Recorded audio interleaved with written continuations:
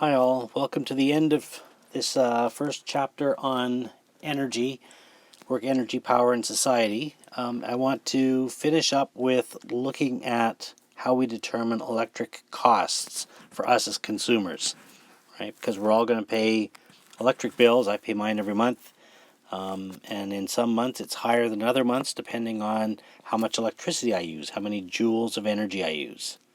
Now, I know that I pay for electricity, and electricity is one of the forms of energy that comes into my house that I use to create other forms of energy. Maybe I'm creating chemical potential energy in my cell phone when I charge it. Maybe I'm creating light energy and other electrical things that happen inside my laptop.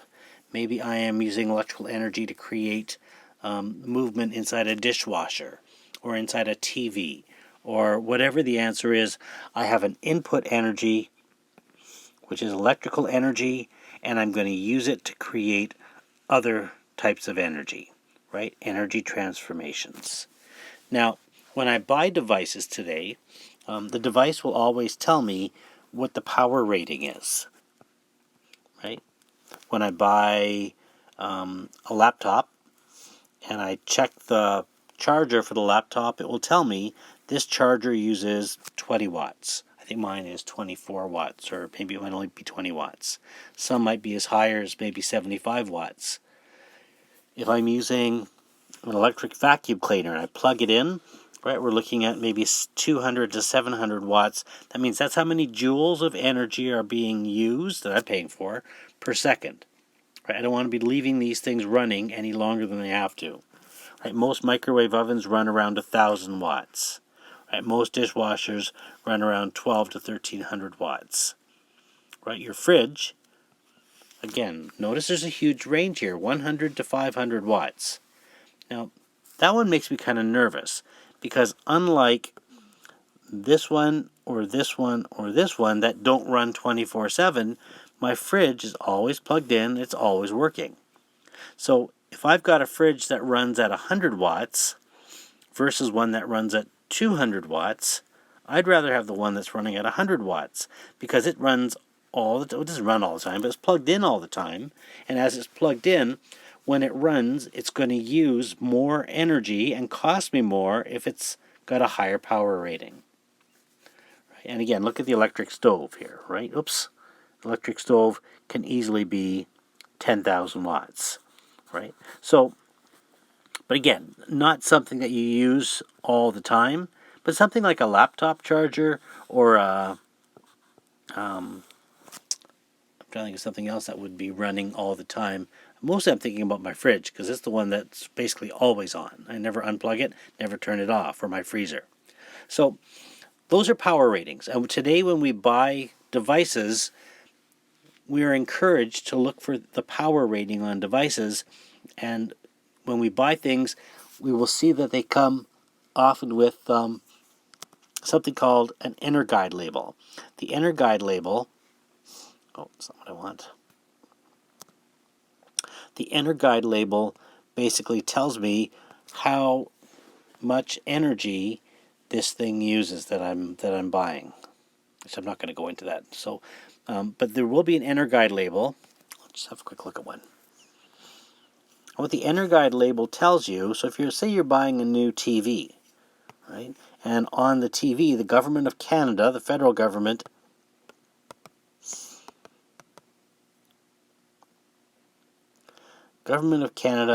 tells me that when I buy anything, it's going to come with a label that tells me. So let's look at trying to find for a TV.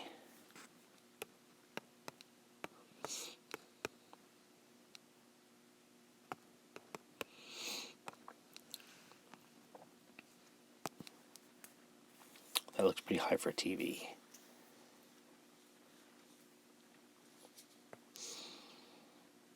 Okay, so when you look at the inner guide label, if you go and look at TVs, right, or fridges, maybe you're out there helping somebody buy a new fridge for the kitchen.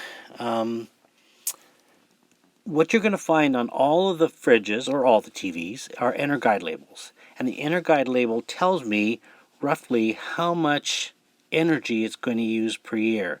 Now, instead of telling me in joules, it tells me in quantities that, remember, a joule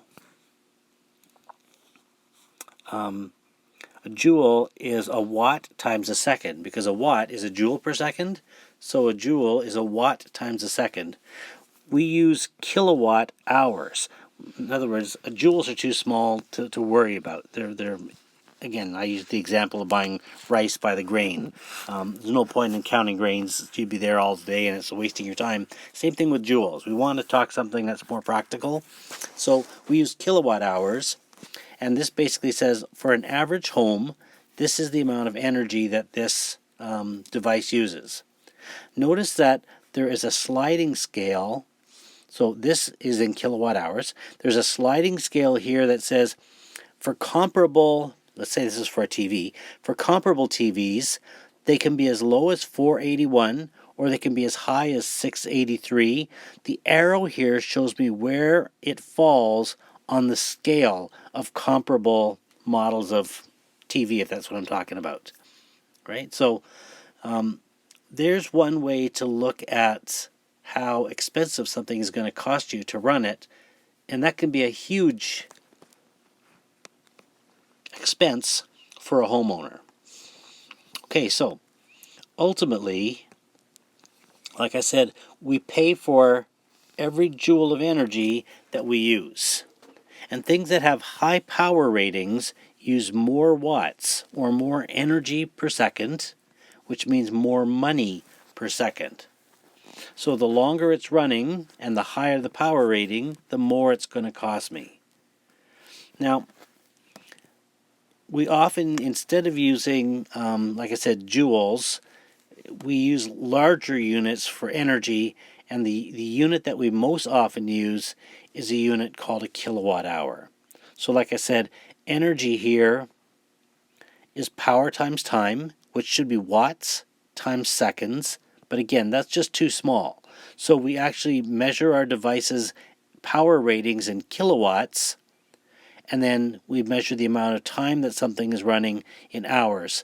And our units, instead of being in joules, they will be in kilowatt hours.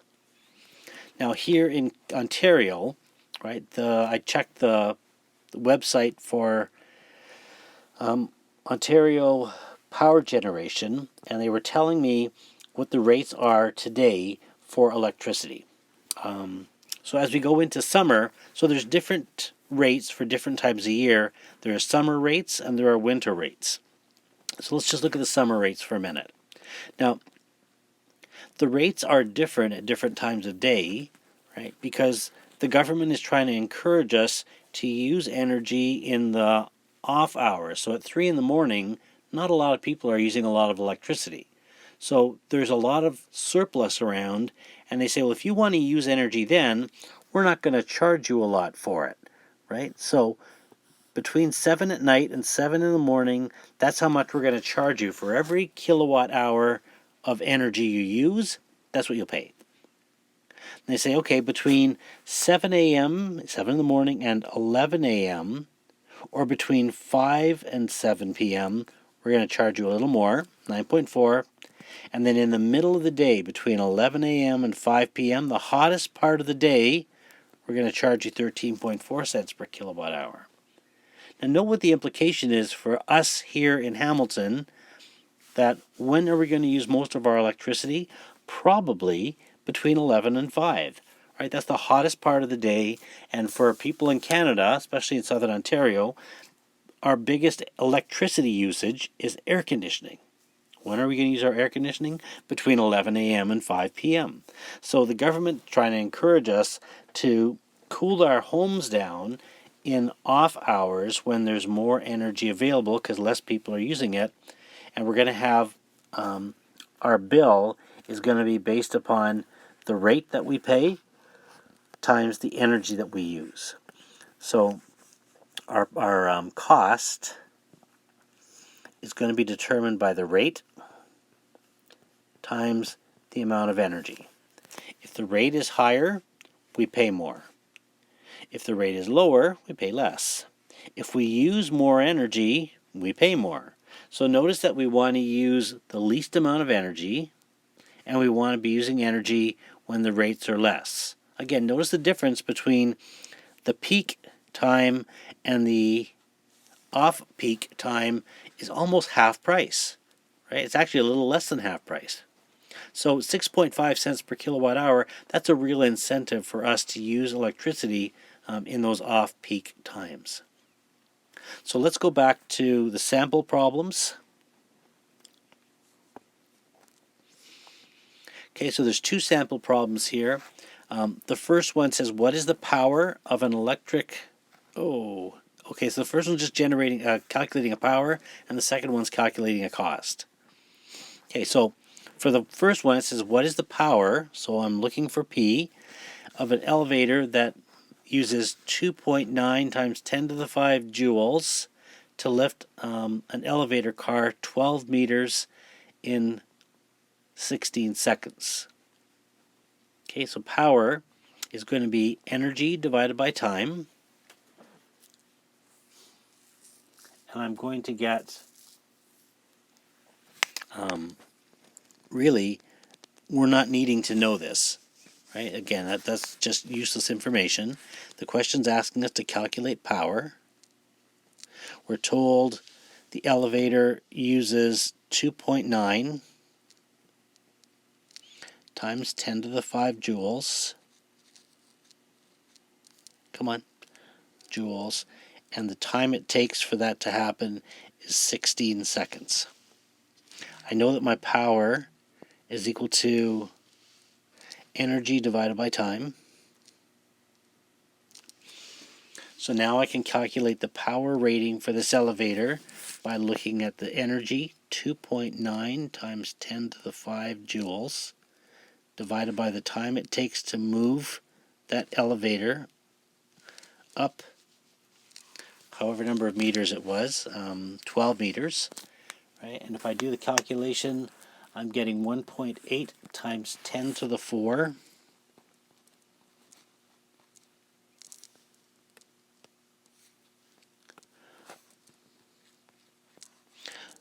joules per second, right? Joules over seconds or watts. Okay, so there's our first sample problem. So just using power equals energy over time. Now, if I'm going to look to the second sample problem here, it says, what is the cost of operating a 25-watt light bulb 4 hours a day for 6 days, and we're given an electricity rate of 5 cents per kilowatt hour. Okay, so let's go to the whiteboard here where we've got some room to work. And we're told that we have a 25-watt light bulb, so that's power. So this is sample 2 for 1.5b, our last part of chapter 1 here of this energy section.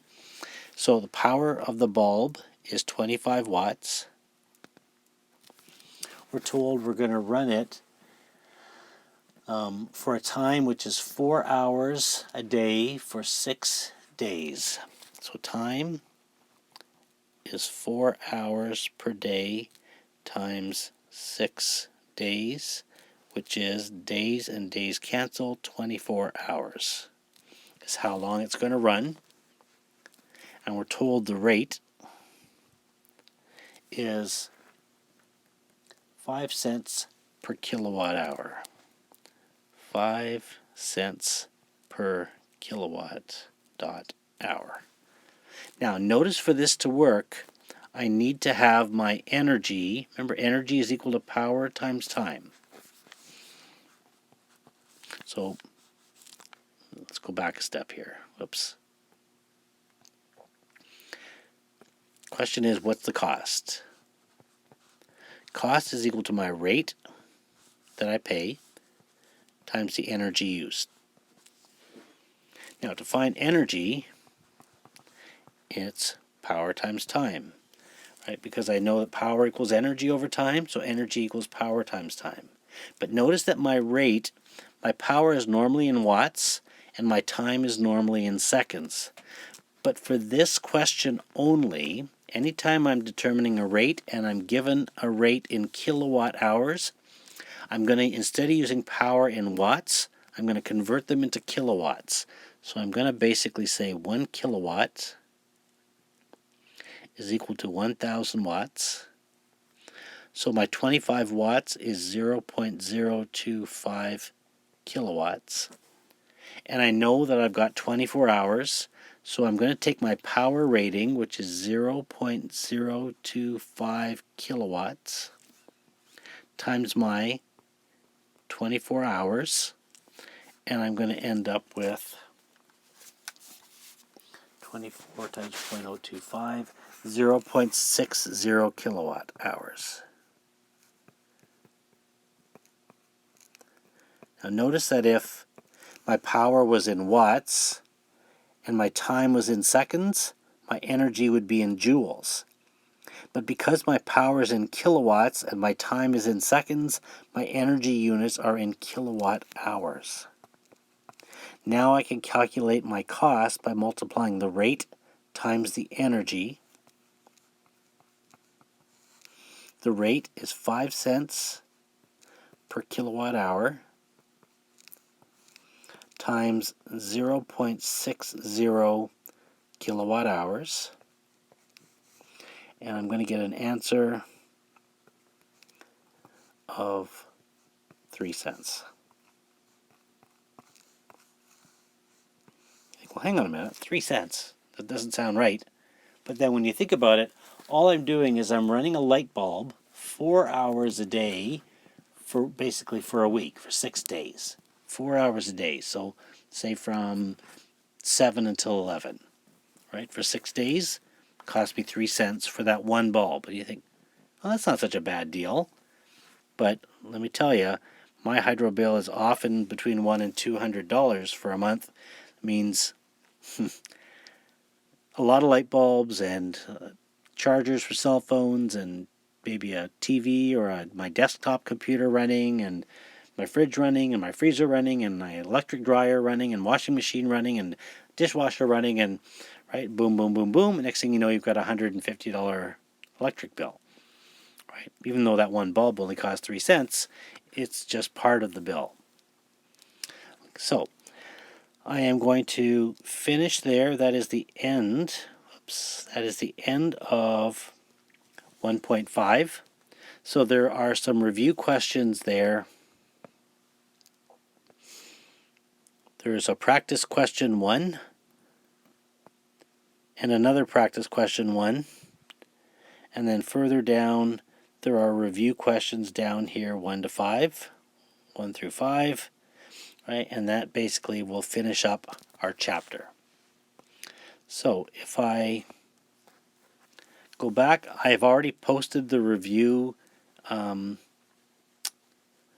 in that document I was just showing you. There's a review in there which is 1 to 15, and those are all multiple choice and or matching questions. Let's just go back there for a second. So they are here. There is questions 1 through 15. They're either multiple choice or true and false. So there's some good ones. And then there is some review in our textbook, in the Irwin textbook.